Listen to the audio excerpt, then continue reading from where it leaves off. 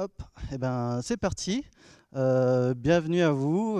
Merci d'être aussi nombreux pour cette session consacrée au web, au test end-to-end dans le navigateur et plus particulièrement à Cypress. Alors, dans un premier temps, je propose qu'on fasse connaissance. Qui ici fait des tests end-to-end? Allez, je vais vous faire participer. Ah, vous êtes assez timide là, il n'y en a pas beaucoup qui en font, hein, ou alors vous avez vraiment abandonné. Qui ici connaît Cypress? Histoire de savoir si je peux dire des bêtises ou pas. Ah, il y en a pas mal qui connaissent, c'est cool. Qui utilise Cypress dans son projet?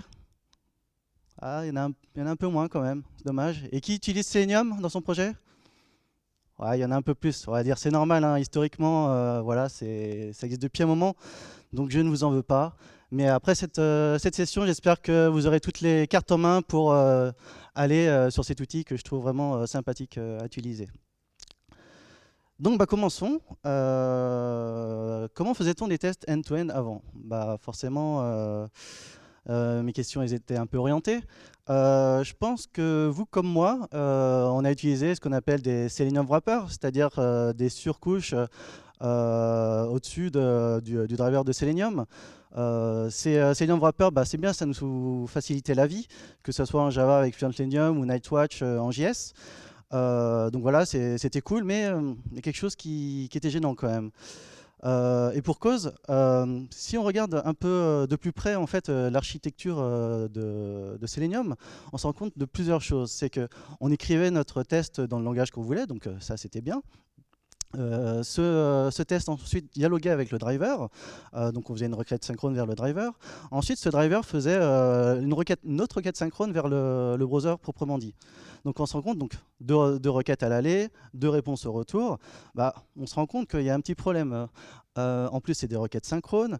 Voilà, il y a quelque chose qui est gênant. Et en fait, ce qui se passait souvent avec Selenium, c'est qu'on ne savait pas où est-ce, enfin, quand ça failait, d'où venait le problème. Est-ce que c'était mon test parce que je l'avais mal écrit? Est-ce que c'était mon code de production côté client ou côté serveur parce qu'il y a vraiment un bug? Ou est-ce que c'est tout simplement la communication entre les deux qui se fait mal? Tout ça fait qu'il y a beaucoup d'inconnus dans un test Selenium qui font qu'on avait une impression de flakiness, c'est-à-dire que des fois ça marche, des fois ça marche pas et pourtant j'ai rien touché. Donc ça, c'était pas cool. Selenium, c'était cool, mais c'était cool il y a une bonne dizaine d'années. Ça a été inventé en 2007. Ça a été inventé à un moment en fait où les sites web, c'était pas comme ce qu'on a aujourd'hui. C'était beaucoup de rendering côté serveur. Il y avait très peu d'interactions côté client.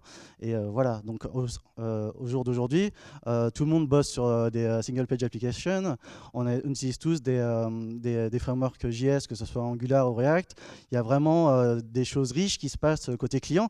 Et voilà, Selenium, on se rend compte que c'est peut-être pas si adapté que ça pour tester. Donc, Selenium, c'est du synchrone. Le navigateur, on sait tous que ce qui se passe dessus, c'est de la synchrone. Donc, essayez de tester quelque chose asynchrone avec quelque chose de synchrone. Vous verrez que vous aurez vraiment du mal à être juste et précis. Donc ça, c'était un peu la loose. Si bien que, en fait, parmi les gens qui font du Selenium, il y avait deux écoles. Il y avait ceux qui devaient en faire, parce qu'il faut quand même faire des test end-to-end de temps en temps, quoi, et qui allaient vraiment à reculons, et voilà, c'était pas cool. Et puis il y a ceux qui ont abandonné. Donc au vu des gens qui n'ont pas levé la main à ma première question sur les tests end-to-end, j'imagine que vous êtes dans cette catégorie-là. Mais ce que je vous propose donc, c'est un peu d'oublier tout ça, voilà, d'oublier cette partie douloureuse de cette techno et de passer au vif du sujet, à savoir à Cypress.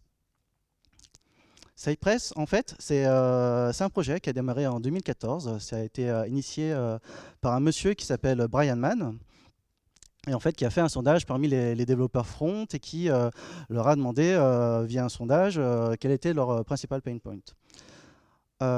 C'est sorti en public bêta en 2017, c'est là où j'ai pris connaissance de ce projet et j'ai tout de suite accroché. Et c'est sorti de cette bêta en septembre dernier, en septembre 2018. Et là maintenant on est en version 3.3.1 et ça continue à évoluer petit à petit. Donc ça c'est super, ça c'est un projet qui vit. Et le focus sur lequel travaille l'équipe de Cypress, c'est vraiment l'expérience développeur. vous allez voir que donc je vous ai dit, Brian Mann, il a lancé un sondage, et en fait, il a répondu avec Cypress au pain point des développeurs front. Et vous allez voir qu'il a bossé vraiment sur 4 points. Sur la facilité d'installation de l'outil, c'est-à-dire qu'avec juste une ligne de commande, vous allez pouvoir être prêt à démarrer vos tests avec Cypress. La facilité d'écriture, vous allez voir qu'il y a une API qui est assez simple à prendre en main, et on va voir qu'avec très peu de commandes, on peut vraiment tester de manière efficace son site web. Une facilité de run, que ce soit via l'UI, on va le voir tout de suite, ou via la CLI pour le faire en ligne de commande, donc pour faire marcher ça avec votre CI/CD. Et enfin, et surtout, une facilité de débugage qui est vraiment excellente. C'est-à-dire que quand vous avez un problème dans votre test, vous allez savoir assez rapidement si ça vient de votre test ou si c'est votre site qui a répondu n'importe comment. Et ça va vraiment vous faire gagner pas mal de temps. Donc Cypress, vous l'aurez compris, n'est pas basé sur le driver Selenium. Ce qui fait vraiment la différence, c'est que vos tests sont exécutés vraiment au plus proche de votre code de production. Il est exécuté dans le navigateur, et c'est ça qui fait qu'il n'y a pas les 4 requêtes que je vous ai montrées juste avant. On est vraiment à côté, et donc dès qu'il se passe quelque chose sur le navigateur, Cypress est au courant et il réagit dans la foulée. Donc ça, c'est pour la partie test. Et en fait, pour tout ce qu'on ne peut pas faire côté navigateur, comme par exemple faire une requête en base de données, enregistrer des choses sur le disque, comme des screenshots ou des vidéos, ou bien faire une requête sur un domaine totalement différent du domaine sur lequel vous testez, et ben, Cypress va marcher de concert avec un serveur Node.js, et la synchro va se faire, on va dire, magiquement. Et c'est là où on voit vraiment toute la puissance du truc, c'est que vous pouvez faire pas mal de choses avec Cypress qui seraient difficiles à faire si vous étiez que côté navigateur. Cypress est basé sur plusieurs librairies. Si vous faites un peu de développement front, vous les reconnaîtrez forcément. Et donc, vous verrez dans l'écriture des tests qu'on est un peu en terrain connu. En terrain connu, pas inconnu. On est sur du Mocha en termes de test runner. On utilise du sign-on pour tout ce qui est mocking, stubbing d'API ou de fonctions. On utilise Chai pour tout ce qui est assertion. Et enfin, si on a besoin d'une librairie d'utilitaire, on a Lodash qui est disponible. Donc ok, enfin, vous m'entendez parler de Cypress depuis un moment, mais je ne me suis pas présenté. Donc je m'appelle Rodolphe Bing, je suis développeur depuis 2005. Je vous ai mis mon GitHub et mon Twitter, donc je parle beaucoup de Cypress et je relais beaucoup d'informations sur Cypress, donc n'hésitez pas à me suivre. En ce moment, je travaille à la Société Générale en banque d'investissement, où j'ai la chance d'évoluer dans un projet à la fois intéressant techniquement et riche fonctionnellement. Donc ça se passe très très bien là-bas. Mais trêve de plaisanterie, on en a marre des slides, passons vite à la démo. Allez, encore une petite slide quand même, parce que je vais vous faire grâce de l'installation de Cypress. Hein. Je vous l'ai dit, en une seule ligne de commande, npm install en dépendance du développement de Cypress, et vous êtes prêt à démarrer. C'est bon, on est prêt, on est concentré. On passe tout de suite au code. Pouf. Je ne vais pas vous spoiler quand même. Hop. Alors, je vais tester une application. Donc, c'est une application que j'ai récupérée, une application lambda. C'est une sorte de médium. Je vais vous la présenter tout de suite. Je vais faire un npm start. Pouf. Je vais prendre un petit navigateur. Pas celui-là. Allez, on va prendre celui-là. Voilà, donc c'est un site somme toute assez classique. Donc, il y a des gens qui font des articles. On peut aller sur un article en cliquant ici. On peut voir les différents commentaires qui ont été faits sur un article. Excusez-moi pour le jeu de données, hein, c'est une application qui sert aussi pour pas mal pour faire des démonstrations d'une vraie application web, entre guillemets.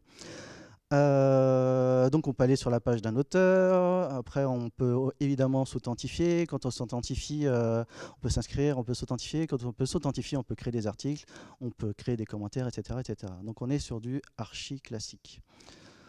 Et donc, par quoi je vais commencer déjà je vais lancer aussi Cypress, hein, ça sera déjà une bonne chose. Pour le lancer, on va juste faire Cypress Open. Ça va, vous voyez bien? Ouais, sympa. Ouais, il est pas mal l'écran quand même. Donc Cypress Open, ça va m'ouvrir automatiquement une application Electron. Donc là, ce qu'on peut voir déjà, on est sur la première interface, c'est qu'il va me lister les différents tests qui sont dans ma codebase. Ensuite, ici, on peut choisir le navigateur. Donc, ça marche avec, ça va marcher avec tout ce qui est à base de Chrome. Donc là, j'ai du Chrome, mais ça va marcher aussi avec Electron. Si j'avais un Chromium d'installer, il l'aurait reconnu, il me l'aurait proposé aussi. Ici, il y a les settings. Là, je reviendrai plus tard là-dessus. Mais ce qui nous intéresse surtout, c'est les tests. Et je vous propose donc ici, donc vous voyez, il y a deux répertoires. Il y a le répertoire exemple, qui est en fait le répertoire qui est généré automatiquement par Cypress lorsque vous installez Cypress. Et en fait, je vais en démarrer un, paf. Et en fait, c'est différents tests qui montrent un peu les capacités de Cypress. Et c'est un peu, et ça va taper sur leur site vitrine. Et ça va vous montrer un peu un panel de ce que peut faire l'outil. Donc ce que vous pouvez voir, c'est que ça va assez vite, donc c'est cool. Donc à gauche ici, vous avez tout ce qui est le panel de test. C'est là où Cypress, où vous allez voir un peu le déroulé de votre test. Au centre, c'est le rendu en direct de votre site.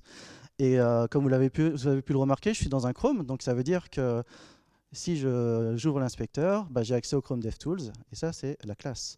Donc ça veut dire que je peux potentiellement inspecter ce que je veux ici. Tac. Je vais appuyer là. Je peux potentiellement accéder au network, voir les différents éléments. Bref, on est vraiment sur un terrain qu'on connaît très très bien. Ok. Mais bon, ça c'est ce qui a été généré par défaut. Ça m'intéresse pas trop. Côté code source, ce qui est intéressant, je vais zoomer un petit peu ici. Donc là, ici, c'est ma code base. Je vais zoomer un petit peu. Oh, c'est grand. Bon, je n'ai même pas besoin de zoomer en fait. En fait, ce qui va être intéressant, c'est ce répertoire Cypress. Donc là, il y a plusieurs répertoires qui ont été générés par défaut. Un répertoire fixtures dans lequel vous allez avoir vos données. Enfin, j'y reviendrai plus tard. Ce qui va être intéressant, c'est le répertoire intégration. Et c'est là où vous retrouvez l'arborescence des tests que Cypress a affiché juste avant. Donc il y a le répertoire defest auquel on va s'intéresser et le répertoire example qui a été généré. Donc on va dire que celui-là, il ne m'intéresse pas, je l'efface, histoire que ça fasse pas trop de bruit. Après, il y a un répertoire plugin dans lequel on va pouvoir enrichir le comportement de Cypress. Un répertoire support, là on va pouvoir faire des custom commandes, on va y revenir tout à l'heure aussi. Et là, deux répertoires aussi qui sont générés, mais que j'ai mis en Gitignore, hein, c'est pour ça qu'ils sont en gris. C'est là où Cypress va stocker les différents screenshots et les différentes vidéos qu'il va générer. Donc voilà, on a fait le tour du propriétaire. C'est assez clair. Donc, par quoi on commence ? J'ai mon appli web et la première chose que je veux voir en fait sur cette appli, c'est que je vais essayer de traverser en fait toutes les fonctionnalités de mon appli en moquant rien du tout, en faisant vraiment une navigation comme le ferait un utilisateur lambda. Le but du jeu, c'est quoi? C'est vraiment de voir grosso modo si toutes les features de mon site fonctionnent. Et si ça ne fonctionne pas, là, c'est qu'il y a vraiment un problème, il faut que je m'arrête de bosser, pouf, il faut que je regarde ce qui ne va pas. Donc on va être sur vraiment des tests de haut niveau, des assertions assez grossières. Le but du jeu, c'est de pouvoir jouer ces tests à la fois en local, si j'ai envie, ou à la fois en intégration ou en production. Donc on y va, je vais lancer un test, je retourne sur mon interface ici, perdu celui-là. Je fais stop, et là, vous voyez, j'ai effacé le répertoire exemple, ça affiche que le répertoire defest, ça me va très bien. Et donc là, j'ai un test critique, donc je lance. C'est parti.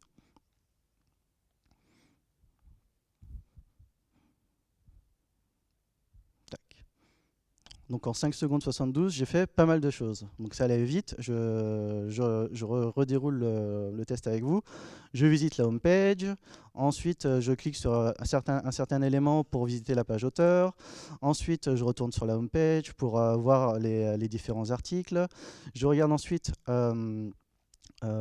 un article proprement dit, je fais des assertions dessus, etc. etc. J'arrive à la fin sur ma fonctionnalité de login, où là je m'authentifie et je valide que j'ai bien été authentifié parce que mon username est bien présent. Donc voilà, j'ai déroulé une grande partie des fonctionnalités de mon site très très rapidement et de manière très rapide. Donc là, qu'est-ce qui se passe? Il y a quand même quelque chose qui me gêne, c'est que ici j'ai deux requêtes, là, je vais zoomer. Il y a deux requêtes qui ont été cancelled. Ok, pourquoi? C'est lorsque j'essaye de visiter la page d'un auteur, il y a 2 requêtes qui sont lancées et qui ont été cancel.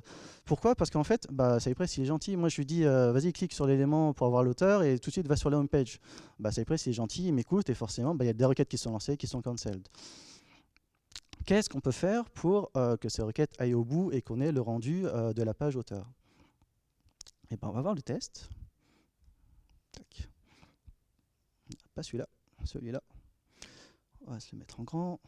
Je vais me mettre ici, je vais le mettre, hop, on va profiter de l'écran super large. Là. Tac. Donc qu'est-ce qu'on peut faire?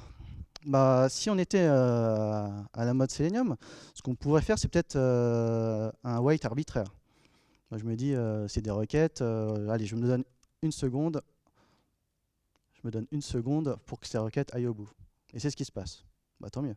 On va dire que c'est un peu dommage. Ça veut dire que votre test, il va mettre au moins une seconde à s'exécuter. Là, clairement, vous perdez du temps. Donc ça, c'est pas cool. Ce qu'on peut faire, c'est aussi donner des alias à ces requêtes. Et là, plutôt que d'avoir un wait arbitraire, on peut faire quelque chose du genre. C'est-à-dire, je vous le fais là comme ça ne va pas marcher parce que je n'ai pas défini les alias. Mais on pourrait faire, par exemple, un wait de getAuthor, par exemple. Etc., etc. Là, on est sur quelque chose d'un peu plus avancé. Cypress, il va attendre que cette requête aille au bout avant de passer à la suite. Là, c'est un peu plus optimisé, c'est un peu plus sympa. Mais plus intéressant, c'est qu'on va se mettre plutôt à la place de l'utilisateur. Quand je suis un utilisateur, lorsque je clique sur la page auteur, à quoi je m'attends sur cette page? Et là, ça va être plus intéressant. Donc pour ce faire, on va rajouter des assertions. Donc, ce que je vous propose, c'est de mettre toute cette partie-là en commentaire. Hop. Tac. Je mets tout ça en commentaire. Pourquoi je mets ça en commentaire? C'est que, donc là, j'ai sauvé. Pourquoi je mets en commentaire? Parce que Cypress va avoir le bon goût de me laisser dans le dernier état du test. Et ça va permettre de faire plusieurs choses. Ça va me permettre de voir la page déjà, comme elle est rendue, et ça va pouvoir me permettre aussi de définir les éléments que je m'attends à voir sur la page. Par exemple, ce qu'on va tester, par exemple, c'est qu'il y a un arrobase dans l'URL de cette page. Ce qui va m'intéresser aussi, c'est qu'il y a cette image-là, l'image de l'auteur, et son petit nom. OK. Je retourne ici. Tac. Perdu. Je retourne ici et on va faire déjà la première insertion. On va faire un ci.url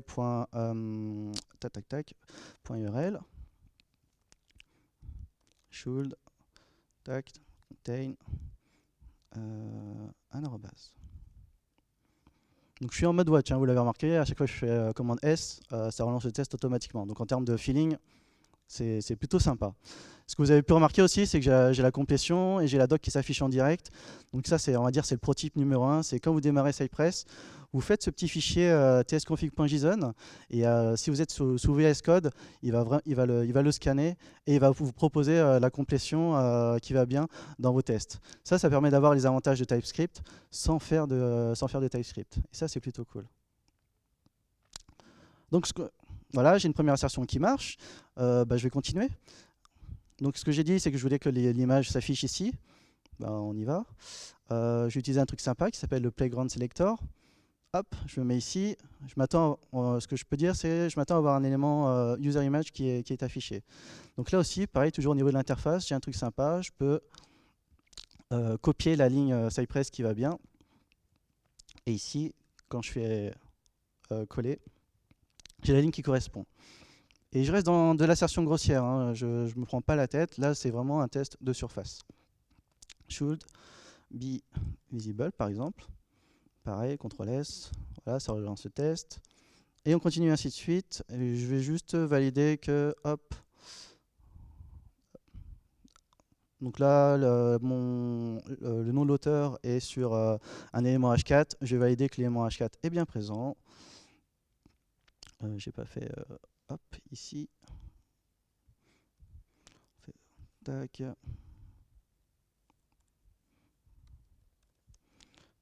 Vous avez compris le principe. Tac. Voilà. Et normalement, tout va bien. Mes assertions sont bien faites. Là, à chaque fois, oui, en plus, on clique sur une assertion. Il me met bien l'élément qui correspond. Et ça, c'est bien. Donc maintenant, ce que je peux faire, c'est décommenter tout le reste et relancer le test. Et normalement, voilà, mon test, mes requêtes vont jusqu'au bout. J'ai rajouté des tests sur ma page d'auteur, tout va bien. Mon test critique est vert, je peux avancer. Ça va, vous suivez bien? Cool. Donc maintenant que mon test critique passe, ce qu'on peut faire, c'est m'intéresser à une feature importante de ce site, c'est à savoir ma capacité à me loguer. Pourquoi c'est important? Parce que si je ne peux pas me loguer, je ne peux pas créer d'articles, je ne peux pas commenter, et ça, forcément, c'est un peu dommage. Donc pour ce faire, j'ai justement un test qui va bien. Je lance le login spec. Donc pareil, vous voyez, ça va vite, hein, 5 secondes 7 pour tout tester. Ici, je valide que ça s'affiche bien. Ici, je valide que les différents cas d'erreur, à savoir j'appuie sur valider et tout ça. Donc là, j'affiche rien dans l'email, enfin je mets rien dans l'email ni dans le password, là, etc. Je mets que l'email mais pas le password, etc. Vous avez compris les différents cas de ce test. À la fin, j'ai un test qui passe parce que je donne le bon login mot de passe et je valide que je suis bien authentifié. Donc si on fait un focus sur ce test, donc ici, login spec, tac. Eh bien, il est pas mal ce test, mais ce qu'on peut constater en regardant de plus près, c'est qu'il y a un peu de duplication. C'est-à-dire que par exemple, je fais un visite de login plusieurs fois dans mes tests. Ou bien lorsque je teste que le message d'erreur est bien affiché, et ben aussi, pareil, c'est affiché, c'est utilisé plusieurs fois. Et tout ça, ça apporte un peu de bruit dans mon test, et en général, il faut éviter de la duplication. Donc comment on peut faire pour remédier à ça? Ce qu'on peut faire, c'est que je vous l'ai dit tout à l'heure, on est basé sur du Mocha, hein, vous reconnaissez les mots-clés, hein, describe pour définir la suite de tests, it pour lancer un test, il y a même context, c'est un autre mot-clé pour définir les suites de tests. Et surtout dans Mocha, on a ce qu'on appelle les hooks. Tout ce qui est before each, after each, vous avez accès à ce genre de choses. Et donc là, c'est ce qu'on va faire pour notre cypress.visit. Je vais faire un hook, un before each, je vais faire une fonction. Tac. Voilà.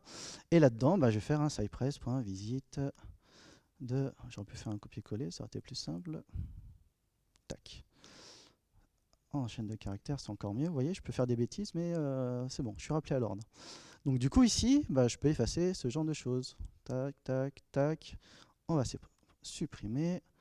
On est bien. Normalement, c'est relancé ici. Ça va vite. Cool. Voilà. Un refactoring. C'était vert avant, c'est vert maintenant, tout va bien. Qu'est-ce qu'on peut faire maintenant pour mon problème d'assertion qui est un peu la même au fil des tests? Cypress, faut pas oublier, c'est juste du JavaScript en fait. Donc qu'est-ce qu'on peut faire? C'est tout simplement aussi une fonction qui va contenir juste cette ligne-là. Donc on va refactorer. On va refactorer, pouf. On va faire une petite fonction. On va faire should error message be visible. Tac. Tac. Et voilà, donc là j'ai une petite fonction qui existe ici. Et donc du coup ici, je peux m'amuser à le remplacer. Tac. Et ici, on va faire plutôt comme ça. Tac. Ok.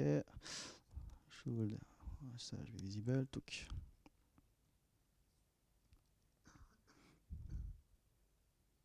Est-ce que j'ai bien fait mon refacto? Voilà, tout va bien. Et normalement, si je clique ici, j'ai bien l'assertion de message d'erreur qui est toujours là. Donc voilà, c'est un peu la morale de l'histoire. Pensez à éviter de la duplication de code, même dans vos tests, hein, c'est important. Ça sera plus maintenable. Et pensez aussi que c'est juste du JavaScript. Donc vous avez accès à toute la puissance du langage pour éviter la duplication. Ok, j'ai ma fonctionnalité de login qui marche. Je suis sûr à 100% qu'elle marche parce que j'ai un test qui lui est dédié. Je propose qu'on passe maintenant à une autre partie importante du site qui est l'affichage d'un article. Tac, bon, ça allait vite, hein, mais forcément j'ai tout mis en commentaire, hein. Moi, quand ça marche pas, je mets en commentaire, c'est plus simple. Non, bref, on va y revenir dessus. Donc là, je teste un article. Et là, on voit qu'il y a deux contextes. Un contexte anonyme et un contexte authentifié. Donc là, on verra, j'utilise le mot-clé contexte. Et ça permet vraiment justement de contextualiser vos suites de tests. Et ça, c'est intéressant parce qu'on voit qu'ici, ça peut vraiment servir de documentation. Si vous donnez des bons libellés de tests, ça peut vraiment vous servir pour vous, en tant que développeur, à savoir quelles sont les fonctionnalités de votre site. Donc allons sur le test en question, mon article. Donc tout est mis forcément. Donc c'est du Mocha, hein, pour skipper les tests, c'est le point skip derrière un hit ou derrière une suite de tests que j'ai fait ici. On va arriver. Voilà, un contexte.skip, ça va vraiment vous skipper une suite de tests. Ou là, si vous voulez skipper un test unitairement, c'est hit.skip. Bref, on va s'intéresser à cette feature-là. Tac. Et là, ce qu'on voit, bon, ça pète. Ça pète pourquoi? Parce qu'on voit, c'est qu'il y a deux requêtes qui sont lancées. Deux requêtes qui partent en 404. Et pourquoi elles partent en 404? Parce qu'en fait, là, j'ai défini vraiment un chemin vers mon article. Mais cet article, il a potentiellement été supprimé, peut-être. Peut-être que son adresse, son URL a été modifiée. Bref, tout ça fait que si je tape mon serveur, j'ai une 404 et forcément, mon site, il plante. Comment on fait pour miner ce genre de choses? Là, on est aussi sur une feature en particulier, et je vais essayer aussi d'avoir des assertions super fines. Autant sur mon test critique, j'étais sur des assertions assez grossières, autant là, je vais essayer vraiment de matérialiser avec mes assertions ce que je m'attends à voir suivant les données que je veux. Et donc c'est pour ça que ici, je m'attends vraiment à avoir un H1 avec le titre de mon article. Je m'attends à avoir un auteur qui est l'auteur auquel je m'attends. Je m'attends à avoir un certain contenu. Je peux même m'attendre à avoir une certaine date, etc., etc. Et ici, je m'attends aussi à avoir des commentaires sur cet article. Tout ça, si je tape vraiment sur mon serveur, si mes données ont changé, ça pète fatalement. Comment on va faire pour faire marcher ce test? On va justement essayer de faire en sorte que ces requêtes qui sont lancées via le serveur soient prises en charge par Cypress, et pas qu'en mode proxy, on va jouer aussi avec le contenu de la réponse. Alors comment on va faire? Dans Cypress, il y a une commande qui est cypress.route. Cypress.route, qu'est-ce que je vais lui dire? Là, en fait, il y a deux requêtes qui sont lancées. Une requête vers /API /article / le nom de mon article, et une autre requête /API /article / le nom de mon article /comments pour avoir les commentaires. On va essayer d'intercepter ces requêtes-là. On va y aller tranquillement. Donc, je vous l'ai dit, je vais prendre tout ce qui est /API /articles / étoile parce que j'ai pas envie de tout mettre, et je vais lui donner un petit libellé. On va lui donner get article. Article, si j'écris mieux. Paf. Donc ça, j'ai sauvegardé. Ah, tac, tac. Ah, là j'ai un message d'erreur, il s'est relancé. Et il me dit, ah, tu as fait un cypress.route, mais je m'attends à ce que tu utilises plutôt d'abord cypress.server. Avant d'intercepter les requêtes, Cypress a besoin de lancer un serveur qui va justement faire office de proxy entre vos requêtes, entre votre site de production et votre backend. Donc, on va le satisfaire.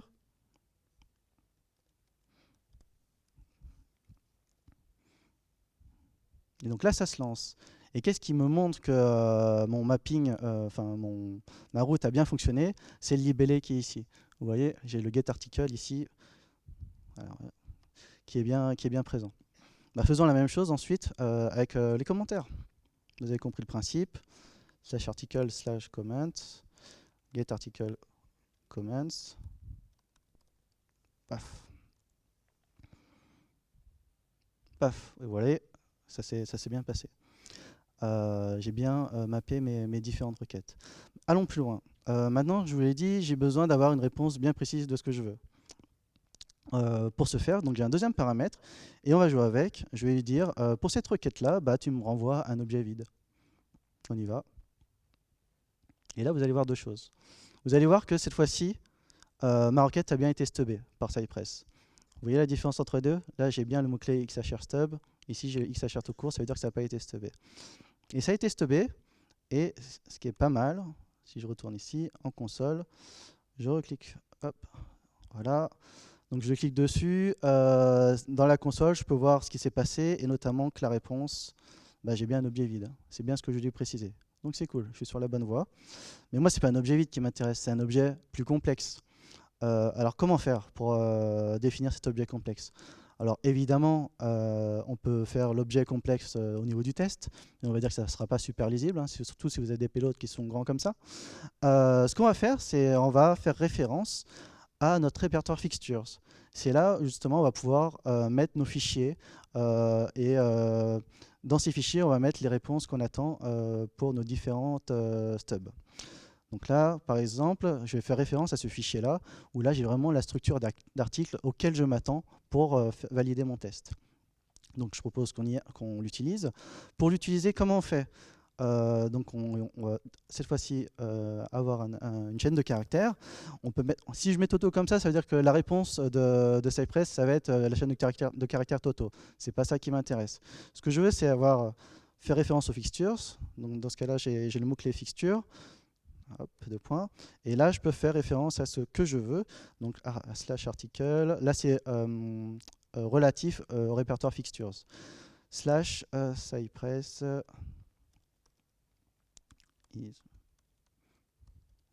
Je le relance. Voilà, ça a l'air d'être pas mal. Je vais regarder touc. La console, tac, tac. Voilà, la réponse, vous voyez qu'on est sur une réponse beaucoup plus complexe. Voilà, j'ai un article qui est là, on est sur la bonne voie. Je fais la même chose pour l'autre. Fixture. 2 points. On va prendre ça. Ce sera plus simple. Et cette fois-ci, c'est Comments. Et cette fois-ci, bah, j'ai ma page d'article qui s'affiche. Toutes les assertions sont passées puisqu'elles ont été faites avec ce jeu de données-là. Et on a un test qui s'exécute très rapidement parce que les requêtes ne sont pas allées jusqu'au back-end. Donc ça, c'est une bonne chose. Ça va vous permettre de tester très facilement et de manière unitaire vos pages. Ok, on va continuer. Et on peut aller plus loin aussi. Hein, donc on va continuer. Touk, touk, touk. Si on veut simuler des cas d'erreur, en général c'est compliqué de simuler des cas d'erreur, et bien là on va pouvoir le faire aussi facilement avec Cypress. Tac, donc là j'ai la même chose. Cette fois-ci on est sur quelque chose d'un peu plus touchy, on va dire. Au lieu de passer deux paramètres, cette fois-ci on va passer un objet JavaScript. Et on va pouvoir dire que l'URL que je veux stubber c'est la même. Hein. Tac. On va slash article. Et cette fois-ci, je vais pouvoir jouer sur le status. En status, je veux une 404. Ensuite, je vais pouvoir jouer sur quoi je vais jouer. Non, c'est déjà pas mal. Sur le message. Merde, sur le body. Je sais plus. Toc, toc, toc. La réponse plutôt, voilà. C'est ça que je cherchais. Et là, je dis, je veux un objet vide. Si j'oublie le truc ici, ça va pas aller. Et je vais aussi le deskipper, ça sera pas mal. Tac, ici, donc sur ce test-là, je vois que je suis bien parti en 404. Ça a bien été pris en compte par Cypress puisque j'ai le label qui s'affiche ici. Et en termes de réponse, j'ai bien normalement un objet vide. Nickel. Donc vous avez compris le principe. Voilà, on peut jouer sur le statut. On peut jouer aussi sur le délai. Si je veux par exemple que ça me réponde un délai au bout de 2 secondes, on peut le faire aussi. Donc c'est assez riche. Je relance. Paf. Hop. Ici, on voit que la durée de la requête a duré à peu près 2 secondes. Donc ça, c'est plutôt cool. Je vais le mettre en skip parce qu'il ne marche pas. On n'aura pas le temps de tous les résoudre. Mais voilà, vous voyez un peu la puissance du truc. Maintenant, là, vous êtes vraiment équipé pour tester unitairement vos pages. Donc maintenant, ce que je propose, c'est de s'occuper de la partie authentifiée. Context.only. Donc pareil, un mot-clé only, ça va vous permettre de lancer vraiment que le contexte qui vous intéresse. Et donc là, ce que je fais, c'est qu'avant chaque test, je m'authentifie via la mire de login avant de pouvoir faire les différentes assertions dessus. Donc je valide que je puisse poster un commentaire, deleter mes commentaires, etc. Qu'est-ce qui est gênant là-dessus? Donc, ce qui est gênant, ce qui n'est pas gênant, c'est que ça a bien été factorisé, hein. On a un before-each qui est là et qui va factoriser le code pour nous. Donc ça, c'est cool. Mais ce qui n'est pas cool, c'est qu'on passe justement par cette mire de login. Et comme on l'a vu auparavant, cette mire de login, elle a été testée à 100%. Donc c'est un peu dommage de la retester via notre test d'article.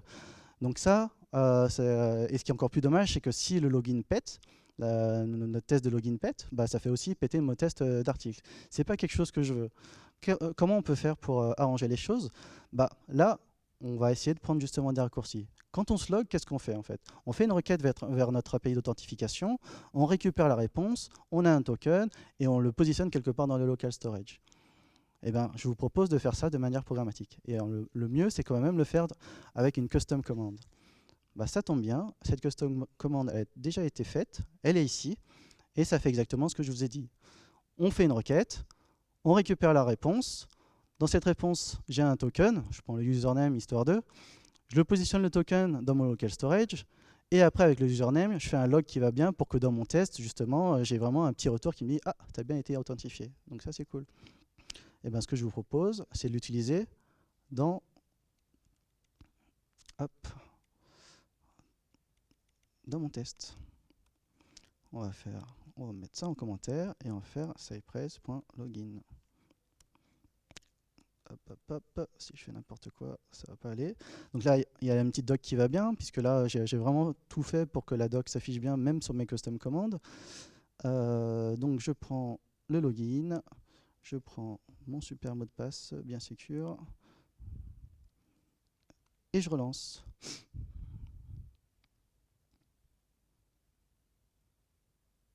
Et je ne sais pas si vous avez vu, le test il va aussi plus vite. Bah, fatalement, j'ai plus besoin de charger la page de login, j'ai pas besoin que le DOM se charge, que le JS se charge, etc., etc., et que tout se fasse via l'UI. Au contraire, je suis passé vraiment de manière programmatique, et forcément, c'est beaucoup plus rapide comme ça que de repasser toujours via l'UI. Donc ça, c'est un peu la morale, une des morales de Cypress, c'est que grâce à cette architecture, vous pouvez prendre des raccourcis. Vous êtes au niveau du navigateur, vous avez aussi un serveur Node à votre disposition. Profitez de ça justement pour prendre des raccourcis et faire en sorte que vos tests aillent vraiment très rapidement. Ok, bah c'est pas mal. Donc on a vu pas mal de fonctionnalités de Cypress. Vous avez vu l'UI, mais évidemment vous allez me dire, bah ok Rodolphe, l'UI c'est sympa, mais si on pouvait les exécuter côté CI/CD, ça serait encore mieux. Et bien c'est ce qu'on va faire. Donc là j'arrête mon Cypress Open. Et ce qu'on va faire, c'est je prends un terminal, ça sera même encore plus simple. Voilà. Hop, je vais me mettre un peu en plus grand, histoire de... Alors, tac...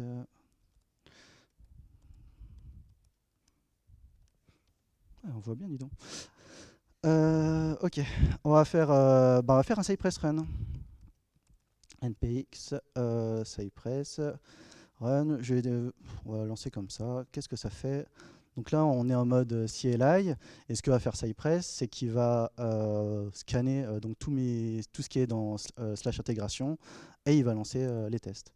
Donc là, ça me permet d'avoir, et c'est cette ligne de commande en fait que vous allez lancer dans votre CI/CD pour avoir vos tests qui tournent sur une machine qui n'a pas d'UI. Donc là, tout se passe bien. Et ce qui est pas mal aussi, c'est qu'il va aussi sauvegarder des vidéos de ce qui s'est passé sur votre file system. Donc là aussi, c'est pareil, c'est intéressant sur votre CI/CD. Vous allez voir ce qui s'est passé. Et si par hasard il y a une erreur, vous aurez le déroulé de tout ce qui s'est passé. Donc ça, c'est cool. Allez, on va un peu plus loin. On va essayer de, cette fois-ci, d'utiliser une feature intéressante de Cypress qui est la possibilité d'historiser au sein de leur SaaS, donc de leur site, tous nos runs de Cypress. Pour ce faire, vous allez voir, ça va être très compliqué. Donc je rouvre l'interface de Cypress. Et on va cette fois-ci s'intéresser au run. Là, ici, donc là, je suis authentifié avec mon compte GitHub et je vais dire que maintenant, je veux enregistrer mes projets. Donc, je lui donne un petit nom, je lui dis que le owner, c'est moi, je me mets en mode public parce que c'est gratuit comme ça. Et je set up mon projet. Donc il y a deux choses à faire. Il faut rajouter ceci, donc un petit project ID, et il faut avoir une clé. Cette clé-là.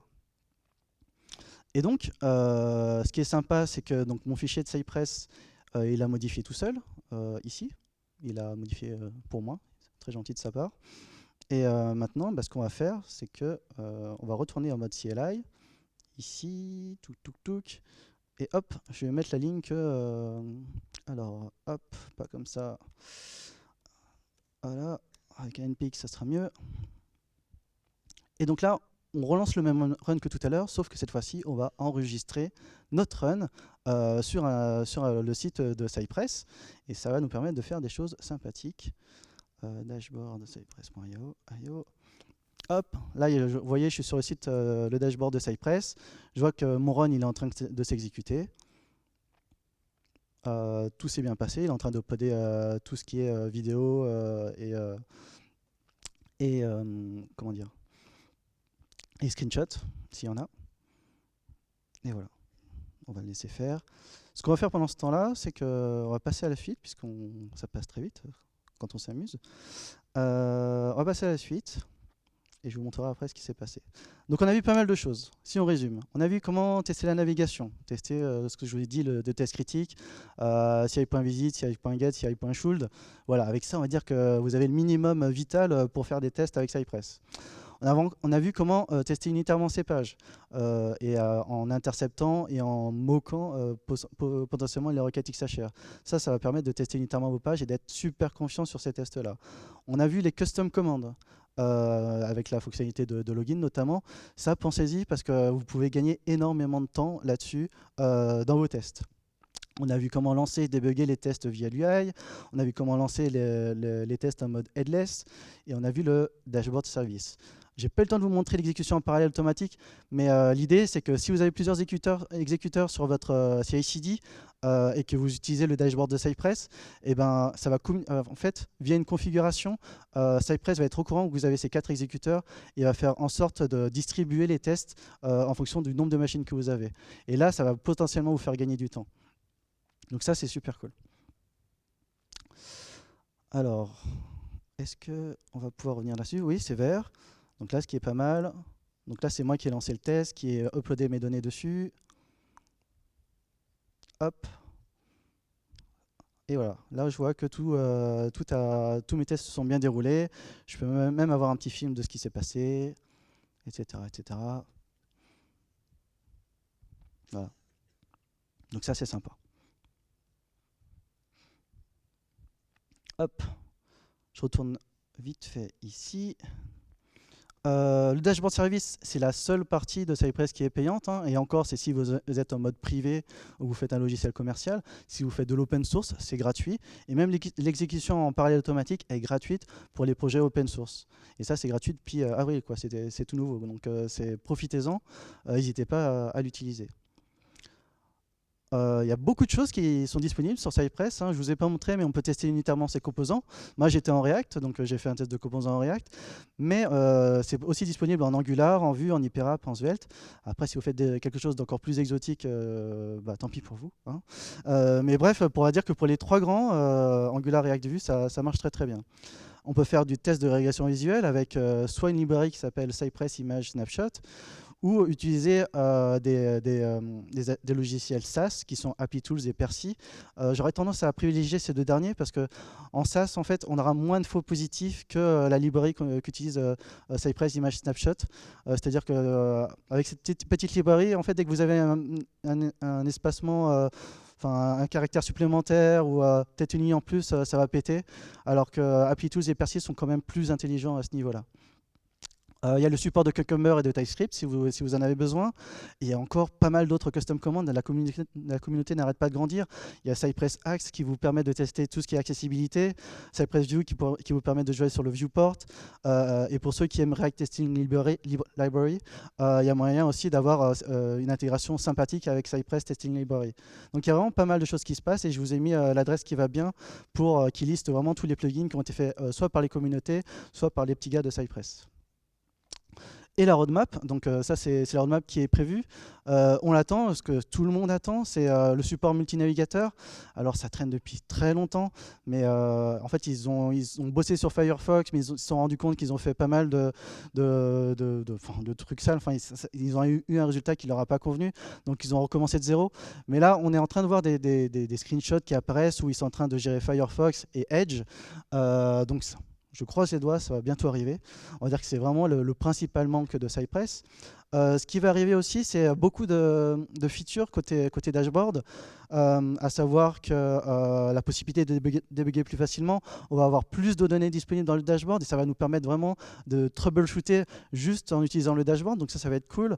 Il y a aussi le test retry, c'est-à-dire qu'il va lancer automatiquement les tests qui ont failé et affecter un taux de flakiness. Si par hasard il a réessayé votre test et qui marche, ça veut dire que votre test il a un taux de flakiness qui est important.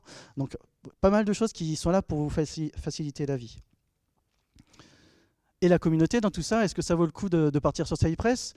Bah oui, vous voyez que depuis une année, ça n'arrête pas d'augmenter. Là, on va bientôt atteindre les 500 000 downloads par jour, donc c'est plutôt cool. Si on se réfère à State of JS, donc un sondage qui est lancé tous les ans auprès de la communauté, on voit que Cypress est très très bien positionné dans son domaine, loin devant Testcafé, Protractor, Selenium évidemment. Et enfin, dernièrement, en avril dernier, c'est un peu, on va dire, une consécration, puisqu'il y a beaucoup d'entreprises qui se fient à ce tech radar de Southwork.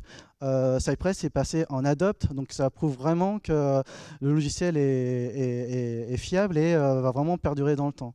Donc oui, si vous vous demandez si vous devez utiliser Cypress, tous les indicateurs sont au vert pour vous dire que, ok, c'est pas mal, c'est là pour durer. Est-ce qu'il y a des inconvénients? Bah oui, fatalement, il y a ce qu'on va reprocher à Cypress, c'est le fait qu'il ne gère pas les onglets ou le multi-fenêtrage, donc ça c'est un peu dommage. Après, il y a un site de recettes qui vous explique comment pallier à ce manque-là. Il y a le support d'autres navigateurs qui n'existe pas pour le moment, mais comme je vous l'ai dit, ça arrive, on croise les doigts. On n'a pas la possibilité d'exécuter les tests en parallèle en local, comme ça peut être le cas avec Testcafé, où là c'est vraiment appréciable d'exécuter ces tests en parallèle en local. Et surtout, pour ceux qui sont allergiques, c'est seulement du JavaScript et ça restera du JavaScript. Donc vous faites du web quand même, le JavaScript, faut en faire quand même un petit peu. On n'est pas sur du JavaScript de compétition non plus. Donc voilà, c'est pour ceux qui sont vraiment allergiques. Là, c'est peut-être un peu compliqué pour eux, mais je trouve que l'investissement est intéressant. Je vous ai mis plein de ressources pour aller plus loin. Je ne vous l'ai pas mis là, je vous le linkerai sur mon Twitter, mais il y a même un workshop. Les petits gars de Cypress, ils ont fait un workshop. Alors du level beginner au level super avancé. Le workshop de Cypress, c'est vraiment très très bien. Donc, si vous voulez avancer plus loin sur le sujet, n'hésitez pas à le faire. Il est vraiment top. Et voilà, je vous remercie. J'espère que ça vous a plu. Je vous ai mis les liens vers le GitHub de ma présentation et mes slides. Et si vous avez des questions, c'est le moment. Et pour ceux qui sont vraiment sympas, il y a même des goodies Cypress, donc n'hésitez pas à passer. On va dire que pour les 7 premiers, il y a 7 t-shirts. Donc vous battez pas non plus. Mais bref, n'hésitez pas à vous servir. Une question là-bas, tout de suite. Safari, il n'est pas prévu malheureusement, je ne crois pas l'avoir vu. Ouais, ça peut-être un jour. Mais on va dire que le gros focus, c'est Firefox, Edge et même IE11. Mais les deux premiers que je sens, c'est Firefox et Edge. Oula, je vois. Pardon? Oui, Chromium, ça marche. Là, je ne l'ai pas installé sur ma machine, mais si je l'avais installé, il me l'aurait proposé dans la liste des navigateurs disponibles. Est-ce qu'il y a d'autres questions? Ouais, pardon. Oui.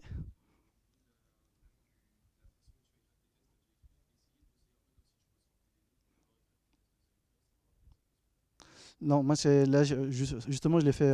C'est plutôt du test after quand je fais du test end-to-end. Mais après, c'est facile. Là, tu vois, sur mes tests d'erreur 404, 500, on aurait pu le faire en TDD. Je m'attends à ce qu'il y ait un message d'erreur qui s'affiche. Je fais marcher le truc et pouf, il y a clairement moyen de faire du TDD là-dessus. Alors là, par défaut, non. Mais j'ai vu passer des tweets sur lesquels les gens ils branchent du Mocha Awesome dessus. C'est du Mocha de toute façon derrière. Donc il y a moyen d'avoir du coverage dessus. Alors, d'autres questions? Voilà. Ah oui. Alors, d'autres domaines, il me semble qu'il faut... et en fait, il y a des trucs de sécurité qui sont au niveau de ton navigateur qui vont t'empêcher d'aller sur un autre super domaine. Mais si tu le désactives, oui, tu peux aller sur un autre super domaine. C'est dans le Cypress JSON que j'ai montré tout à l'heure. Je crois qu'il y a un truc policy, je sais plus quoi. Je te dirai si tu veux tout à l'heure. Mais il y a moyen de taper sur un domaine et de taper après sur notre super domaine. Il y a moyen. Ah, là-bas, peut-être. Non. Ok. Bah, en tout cas, merci à tous. Bah, venez, servez-vous, c'est là. Il y a des stickers, des cheat sheets et des t-shirts.